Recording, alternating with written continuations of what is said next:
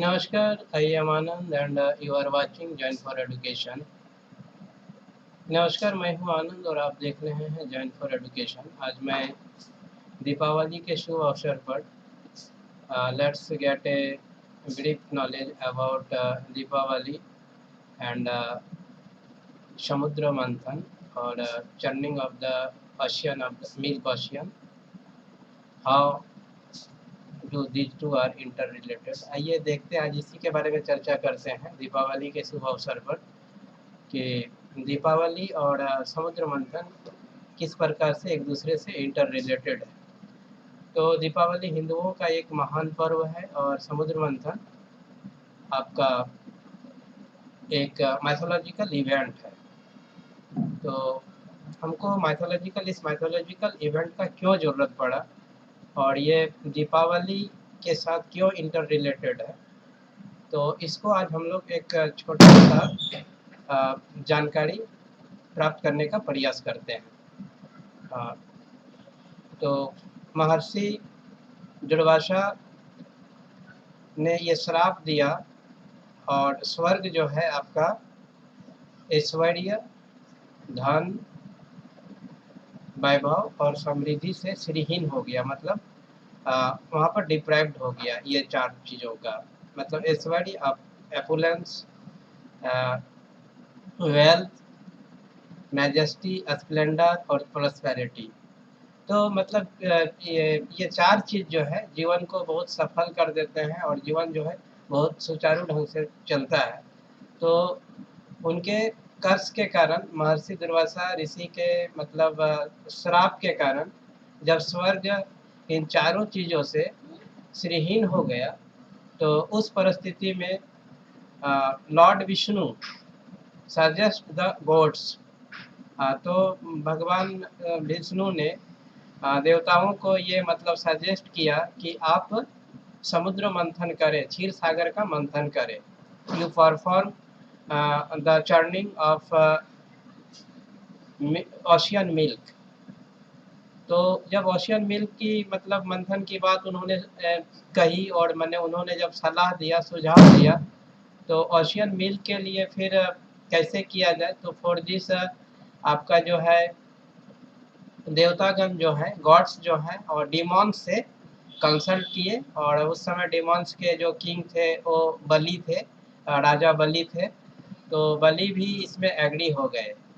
तो इस तरह से दानव और देवता दोनों मिल करके समुद्र मंथन किया गया। समुद्र मंथन में आपका एक चर्निंग रॉड का ज़रूरत होता है, फिर चर्निंग रॉड को होल्ड करना पड़ता है और फिर चर्निंग रोड को रोटेट करने के लिए फिर एक रॉक का ज़रूरत पड़ता है। तो ये 3-4 जो आपका फंडामेंटल मटेरियल्स होते हैं, तो ये फंडामेंटल मटेरियल्स के तौर पर मतलब आपका जो चर्निंग रोड है उसका वर्क यहाँ पर मंदराचल पर्वत के द्वारा लिया गया। मंदराचल पर्वत जो है एग्री हो गए कि नहीं, आप मेरा उपयोग चर्निंग रोड के तरह से कर सकते हैं। तो फिर वो चर्निंग रोड को होल्डिंग कौन करेगा, तो होल्डिंग करने के लिए लॉर्ड विष्णु का जो सेकंड इनकारनेशन था, जिसको हम लोग टॉर्टॉइज बोलते हैं या कूर्म अवतार, तो भगवान विष्णु का ये दूसरा जो अवतार है कूर्म अवतार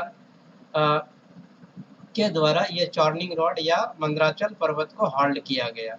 तो फिर ये आपका चर्निंग रॉक मतलब वो किस रस्सी का उपयोग किया जाए, तो लॉर्ड शिवा के मतलब भगवान शिव के गले में जो बासुकी नाग है, तो उन्होंने ये कंसेंट दिया कि आप मेरा उपयोग मतलब ये चर्निंग रॉक के जैसा कर सकते हैं। तो ये जो सामग्रियाँ जो फंडामेंटल जो सामग्रियाँ थी, ये सामग्रियों की व्यवस्था हो गई और फिर ये समुद्र मंथन शुरू हो गया। तो जब समुद्र मंथन शुरू होता है, तो एक्चुअली में इस समुद्र मंथन में आपका 14 तरह के रत्न प्राप्त होते हैं। 14 रत्न प्राप्त होते हैं। इसमें अंतिम 2 रत्न एक साथ प्राप्त हो जाते हैं।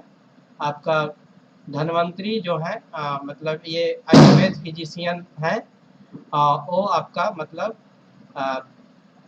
नेक्टार का वेसल लेकर के अपीयर होते हैं। तो ये लास्ट मतलब ये होता है, रत्न की प्राप्ति होती है जो एक साथ दोनों आते हैं। और 8वां रत्न जो हम लोग गॉडेस ऑफ वेल्थ, जिसे हम लक्ष्मी माँ कहते हैं, लक्ष्मी माँ के रूप में प्राप्त होता है। तो आइए one by one I shall discuss about these churning of the milk ocean. तो एक एक करके मिल्क ओशियन के चर्निंग के बारे में चर्चा करते हैं, डिस्कस करते हैं और उनसे प्राप्त होने वाले जो रत्न है उनके बारे में भी थोड़ा सा चर्चा करते हैं। होप दैट ये नॉलेज आपके लिए उपयोगी होगा। और मैथोलॉजिकल मेंटलिटी क्या है, तो ये जानकारी आपको मिल जाएगा कि मतलब what is the churning of the milk ocean और ocean, and what is the Deepawali, and how do these two are inter related. ये आपका टॉपिक बिल्कुल क्लियर हो जाएगा, आप हमारे साथ इसके अंतिम तक रहिएगा। तो let's start the ocean churning. Ocean churning को हम लोग चलिए ये स्टार्ट करते हैं। सो जो हमारा जो पहला रत्न था, समुद्र मंथन का जो पहला रत्न था वो आपका हलाहल यानी विष था, पॉइजन था। तो ये पॉइजन जो जब हमको मिला तो इस पॉइजन को एडॉप्टेड या कंज्यूम कर लिया गया लॉर्ड शिवा के द्वारा, और इन्होंने अपने कंठ में ही इनको होल्ड कर लिए, मैंने कंठ में ही धारण कर लिए। तो इट मीन्स दैट जब हम समुद्र को मंथन किए और जो हमारा जो पहला रत्न मिला वो एक्चुअली में हलाहल जो है आपका सिम्टम्स है एविल्स का, बुराई का प्रतीक है। तो जब हम अपने मन रूपी समुद्र को भी मंथन करते हैं, यदि हमारे जीवन में ये चार चीज़ों की कमी हो जाए, कौन कौन सा, तो आपका ऐश्वर्य, धन, वैभव और आपका प्रॉस्पेरिटी, समृद्धि, अगर ये चार चीज़ की कमी हो जाए तो हमें भी मतलब अपने मन रूपी समुद्र का मंथन करना चाहिए। तो मन रूपी समुद्र का यदि हम लोग मंथन करते हैं तो बिल्कुल इसी क्रम में हमारे मन से भी कुछ रत्न प्राप्त होते हैं। तो ये पहला रत्न आपका हलाहल था, और जो मतलब आपका एविल्स का सिम्टम्स है, माने बुराई का प्रतीक है, और इसको कंज्यूम कर लिया गया लॉर्ड शिवा के द्वारा, और इन्होंने अपने कंठ में ही मैंने थ्रॉट में होल्ड कर लिए। So consumed by the Lord Shiva. Hope that there is no problem to understand first gems which did we get during the churning of the milk ocean. तो समुद्र क्षीर सागर के मंथन के समय हम लोग को जो पहला जेम्स मिला था, रत्न मिला था, उसको समझने में आपको कोई दिक्कत नहीं हुआ होगा। Let's see what is the second gem.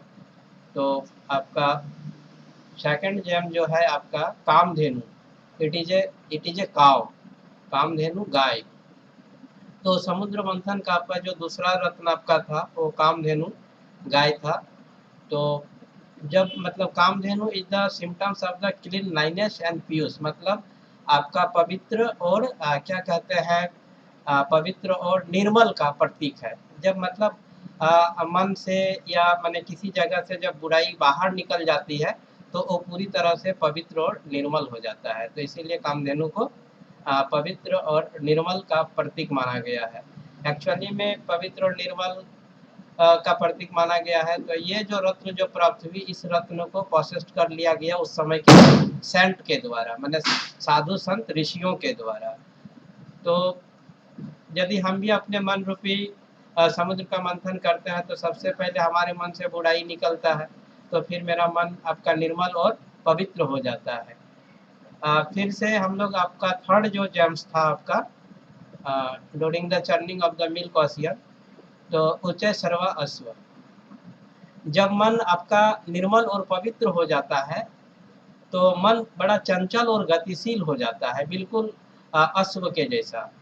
तो फिर उसे हम कैसे कंट्रोल करें, तो एक्चुअली में ये जो तीसरा रत्न था, थर्ड जेम्स था, जो हम लोगों को समुद्र मंथन में मिला था, तो ये तीसरे रत्न को आपका पोसेस्ड कर लिया गया किंग ऑफ द डिमॉन और जायंट्स, आपका बलि के द्वारा। तो मतलब दानवों के आपका राजा बलि थे, उनके द्वारा इसको रख लिया गया। और ये आपका प्रतीक है कि जब आपका मन पवित्र और निर्मल हो जाएगा तो मन की गति बिल्कुल अश्व की जैसी हो जाएगी, तो उसे आपको नियंत्रण में रखना होगा।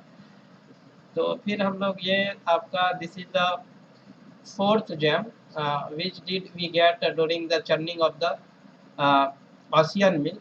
तो ओशियन मिल के समुद्र मंथन या क्षीर सागर के मंथन में हमको जो चौथा रत्न मिलता है तो एरावत हाथी का है। तो एरावत हाथी एक्चुअली में आपका सिम्टम्स है इंटेलिजेंसी का। जब आपका मतलब क्या कहते हैं, आपके मन से जब बुराई निकल जाता है, आपके जीवन से जब बुराई निकल जाता है तो आपका मन निर्मल और पवित्र हो जाता है, और जब आपका मन निर्मल और पवित्र हो जाता है, आपकी मन की गति अश्व की जैसी हो जाती है। तो फिर उसको कंट्रोल करने के लिए या नियंत्रण करने के लिए हमको इंटेलिजेंसी का ज़रूरत होता है, बुद्धि का ज़रूरत होता है, विवेक का ज़रूरत होता है कि मैं अपने मन की चंचलता को जो इतना स्पीड से चल रहा है उसे हम कैसे नियंत्रण में करें, कंट्रोल में करें। तो for this we need the intelligence. तो हमको इंटेलिजेंसी का ज़रूरत होता है, और एरावत हाथी जो है आपका सिम्टम्स है इंटेलिजेंसी का। तो फिर आप ये इंटेलिजेंसी का सिम्टम्स है, तो इसको जो है आपका किंग ऑफ गॉड, मैंने जिसे हम लोग इंद्र कहते हैं, देवों के राजा इंद्र के द्वारा इसको प्रोसेस कर लिया गया या फिर रख लिया गया था। तो ये हमारा चौथा रत्न था, और ये हमको मिला था कब, तो क्षीर सागर के मंथन के समय, और ये आपका इंटेलिजेंसी का सिम्टम्स है। फिर हम लोग यहाँ देखते हैं आपका ये आपका पांचवा रत्न कौस्तुभ मणि। कौस्तुभ मणि को होल्ड कर लिया गया था लॉर्ड विष्णु के द्वारा।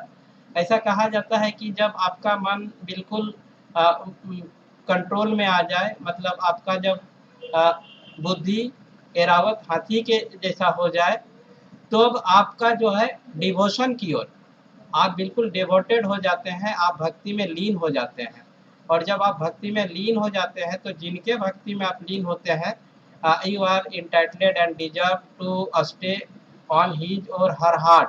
तो आप उनके दिल में रहने को डिजर्व करने लगते हैं। तो ये भगवान भी कहते हैं कि बिल्कुल कौस्तुभ मणि ये धारण कर लिया अपने गले में, और कौस्तुभ मणि बिल्कुल उनके हार्ट के पास रहता है।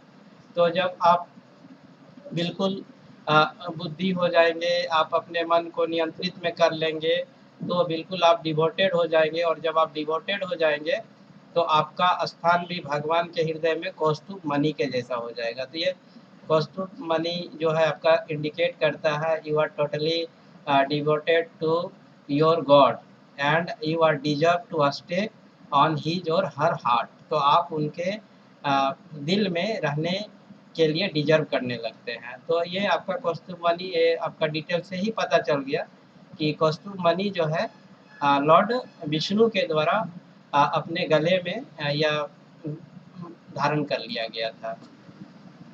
अब देखते हैं कि आपका जो छठा रत्न जो है, जो समुद्र मंथन या क्षीर सागर के मंथन के समय मिला था, कल्प वृक्ष।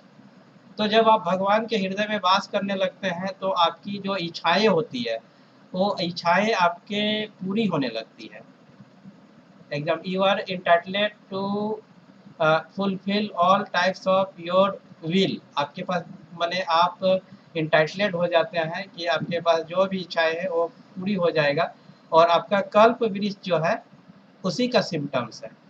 मतलब जब आप भगवान के हृदय में वास करने लगते हैं तो आपकी जो भी इच्छाएं होगी वो पूरी हो जाएगी। तो फिर यदि आप अपने इच्छा को अपने मन के आधार पर करने लगेंगे तो फिर आप जो है भटकना शुरू कर देंगे। इसीलिए बोला जाता है कि अपने इच्छा को अपने मन से दूर रखना चाहिए, क्योंकि सभी इच्छाएं सूटेबल नहीं हो सकता है। तो एक्चुअली में ये जो आपका कल्प वृक्ष जो प्राप्त हुआ वो देवताओं के द्वारा ही ले लिया गया और इसको स्वर्ग में प्लांटेड कर दिया गया या लगा दिया गया। फिर आपका सातवां जो रत्न है वो आपका अप्सरा रंभा के रूप में प्राप्त हुआ। अगर ये आपको सिम्टम्स है आपका पेशन का और ग्रीडी का, तो जब आपकी इच्छाएं पूरी होने लगती है, आप भगवान के हृदय में वास करने लगते हैं, तो उस परिस्थिति में इस तरह का भी आपका जो है मतलब पेशन मतलब काम वासना, या फिर आप इसको ऐसे बोल सकते हैं लालच आपके मन में आने लगेगा, और ये भी जो है आपको फिर डाइवर्ट करना शुरू कर देगा। तो एक्चुअली में इससे भी मन को बचाना होगा। तो इसको होल्ड कर लिया गया था गॉड्स के द्वारा, पोसेस्ड बाय द गॉड, देवताओं के द्वारा इसको पोसेस्ड कर लिया गया और आपका इसको फिर हिवन में ही रखा गया। तो यहाँ पर भी कोई डिटेल दिक्कत नहीं होना चाहिए। This is the seventh gem which did we get during the churning of the milk ocean. तो मतलब हम लोग जब क्षीर सागर का मंथन कर रहे थे या मंथन हो रहा था उस समय ये 7वें रत्न के रूप में प्राप्त हुआ था और इसको देवताओं के द्वारा प्राप्त किया गया था। और ये आपका सिम्टम्स है आपका पेशेंट का और आपका ग्रीडी का। Let's see what is the eighth, which is one of the most important output or outcomes of the churning of the milk ocean। ये समुद्र मंथन का ये 8वां रत्न देवी लक्ष्मी, जिनको हम लोग प्रतीक मानते हैं ऐश्वर्य, धन, आपका वैभव और समृद्धि का। जो इन्हीं चीजों का जो रत्न था, महर्षि दुर्वासा जो है यही श्राप दिए थे और स्वर्ग जो है इन्हीं चीजों से श्रीहीन हो गया था। तो इन्हीं चीजों को प्राप्त करने के लिए लॉर्ड विष्णु जो है आपका सजेस्ट किए थे कि आप क्षीर सागर का मंथन करें देवताओं को, और ये असुरों के सहयोग से क्षीर सागर का मंथन हुआ था। बाकी का जो मटेरियल्स है हम चर्चा किए, उन सभी मटेरियल सबका मतलब महत्वपूर्ण योगदान रहा था। और ये 8वें रत्न के रूप में हम लोगों को देवी लक्ष्मी की प्राप्ति होती है। जो आपका सिम्टम्स है धन का, ये इसे हम लोग गॉडेस ऑफ वेल्थ भी कह सकते हैं, धन की देवी है।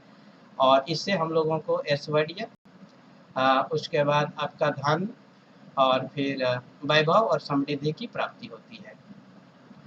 तो इनको प्राप्त करने के लिए इनको सभी कोई प्राप्त करने के लिए क्लेम किए, गॉड के द्वारा क्लेम किया गया, फिर आपका क्या कहते हैं कि डेमॉन्स के द्वारा क्लेम किया गया, ऋषि मुनियों के द्वारा क्लेम किया गया। लेकिन इन्होंने लॉर्ड विष्णु के साथ रहना पसंद किया और उन्हीं को इन्होंने वर्णन किया। तो इससे ये संकेत मिलता है कि यदि आपका कर्म सही है, if you do correct work according to the rule and regulation of the religion, धर्म के आधार पर यदि आप सही कार्य करते हैं तो ऑटोमेटिकली वहाँ पर लक्ष्मी का वास होता है या लक्ष्मी आती है। तो the goddess of Lakshmi stay there if anyone do his or her work according to the rules and regulation of the religion. तो hope that there is no problem to understand this details too। इस details को भी समझने में कोई दिक्कत नहीं हुआ होगा। इसको थोड़ा सा समझ लेते हैं। ये समुद्र मंथन का अति महत्वपूर्ण रत्न था और ये 8वां रत्न था। और 8वें रत्न की जब प्राप्ति हुई तो हमें देवी लक्ष्मी के रूप में मिला। और देवी लक्ष्मी जो है आपका ऐश्वर्य, धन, वैभव और समृद्धि की प्रतीक है। और ये सारा चीज़ या देवी लक्ष्मी वहीं पर वास करती है यदि आप सही कर्म धर्म के अनुसार, धर्म के नियम के अनुसार करते हैं तो लक्ष्मी वास करती है। और जहाँ पर लक्ष्मी वास करती है ये सारी चीज़ें स्वतः आ जाती है। तो इनको मतलब आपका एडॉप्टेड किया गया लॉर्ड विष्णु के द्वारा। और ये गॉडेस ऑफ वेल्थ है, डिटेल्स भी पूरा पता चल गया। तो let's see what is the next output और next gem of the churning of the milk ocean. तो आपका 9वां रत्न के रूप में हम लोगों को मिला गॉडेस ऑफ वाइन, बारूनी। हाँ, 9वां रत्न के रूप में समुद्र मंथन में 9वां रत्न के रूप में हम लोगों को बारूनी देवी मिला, गॉडेस ऑफ, हम लोग इसको वाइन भी कहते हैं। तो एक्चुअली में इसको पोसेस्ड कर लिया गया डेमॉन्स के द्वारा या जाइंट के द्वारा इनको पोसेस्ड किया गया। तो यहाँ पर बोला जाता है कि जब आपके पास ये सारा चीज़ आ जाता है तो आप, ये भी एक प्रकार की बुराई है वाइन, तो आप वहाँ से पथभ्रष्ट हो सकते हैं या फिर आप इसकी ओर जा सकते हैं। और यदि फिर यहाँ से 8वां रत्न प्राप्त होने के बाद मतलब आपके मन रूपी मंथन को करते हैं और 8वीं स्थिति में आने के बाद भी यदि आप ये 9वां जो रत्न यहाँ पर जो मिलता है, वाइन भी एक मिलता है, यदि आप उसको ग्रहण करना शुरू कर देते हैं तो फिर आपका जीवन का जो डेस्टिनेशन है वहाँ पर नहीं पहुँच पाएंगे। तो ये आपका goddess of wine Varuni Devi and adopted by the giant और डेमोन्स। तो आपका 10वां रत्न हमको जो समुद्र मंथन में मिला था, क्षीर सागर के मंथन में, वो था चंद्र। बोला जाता है कि इतना सारा चीज होने के बाद तो आपका मन बिल्कुल शीतल और शांत हो जाता है, और ये शीतल और शांत का प्रतीक माना जाता है चंद्रमा को, और शीतल और शांत को हम लोग अपने मस्तिष्क में धारण करते हैं। सो this is the process by the Lord Shiva. भगवान शिव के द्वारा इनको धारण अपने मस्तिष्क में धारण कर लिया गया कि जब मन बिल्कुल निर्मल हो जाए, साफ हो जाए, सारी चीज़ें आ जाए, हम वाइन का भी सेवन नहीं करने लगे, उससे भी दूरी बना ले, मतलब सारी बुराइयां जब चल जाए तो बिल्कुल जो है मन जो है शांत और मतलब अस्थिर हो जाता है। तो उस परिस्थिति में ये आपका सिम्टम्स है जस्ट लाइक द मून, तो उसको हम लोग अपने मस्तिष्क में धारण कर लेते हैं। तो adopted by the Lord Shiva, ये 10वां रत्न था, 10th जेम, और हम लोगों के मून के रूप में प्राप्त हुआ था, और ये आपका प्रतीक है शांति और अस्थिरता का। फिर हम लोग आते हैं 11th समुद्र मंथन का जो आपका 11वां रत्न है जो है वो परिजात वृक्ष है। परिजात वृक्ष को हम ऐसे समझते हैं कि जब मन को इतना मतलब चर्निंग कर रहे हैं, मन रूपी समुद्र को इतना मंथन कर रहे हैं, तो क्या होता है कि पूरा मन थक जाता है, और जब मन थक जाता है तो उसको आराम की आवश्यकता होती है। तो परिजात वृक्ष भी बिल्कुल उसी का प्रतीक है कि जब आपका मन थक जाए, आप काम करते करते जब थक जाते हैं, तो यदि परिजात वृक्ष के सामने जाते हैं तो आपकी सारी थकावट जो है वो दूर हो जाती है। तो यहाँ पर इसको प्रोसेस किया गया था गॉड के द्वारा, और ये टायर्डनेस को पैसिफाई करता है या शांत कर देता है। ये 11वें रत्न के रूप में हम लोगों को प्राप्त हुआ था। अब बोलता है कि थकने के बाद आपको रुकना नहीं है, थोड़ा सा थकावट को आप दूर कीजिए और फिर से आपको वर्क करना है।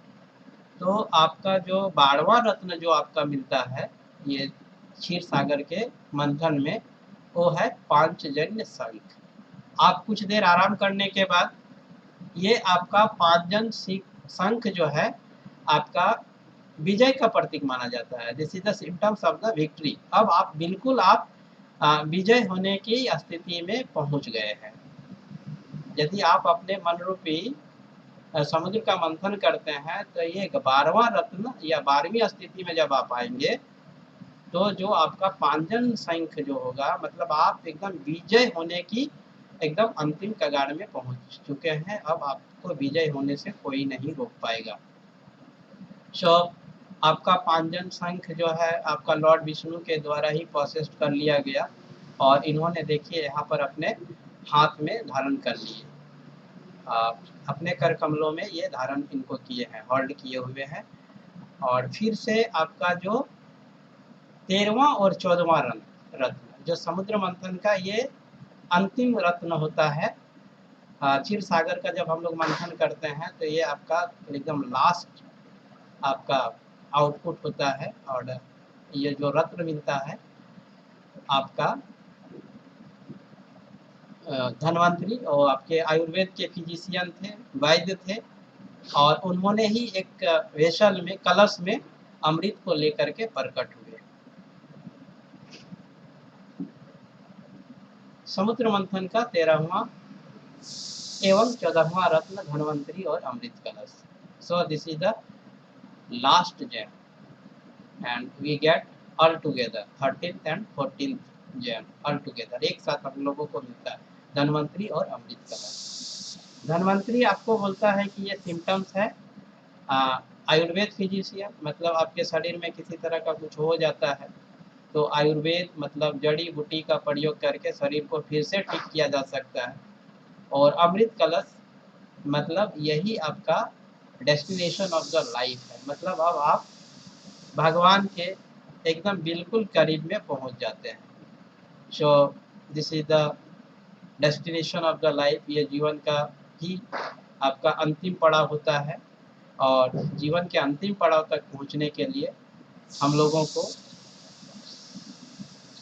मन रूपी समुद्र का मंथन करना पड़ता है और क्रमवार ये सारी चीज़ें प्राप्त होती हैं। तो ये समुद्र मंथन में जो हम लोग को ये 13वां और 14वां और 8वां जो रत्न मिला, उसी के मिलने की खुशी में हम लोग दीपावली का पर्व मनाते हैं। तो इस तरह से दीपावली का पर्व और क्षीर सागर का मंथन इंटर रिलेटेड है, अंतर संबंधित है।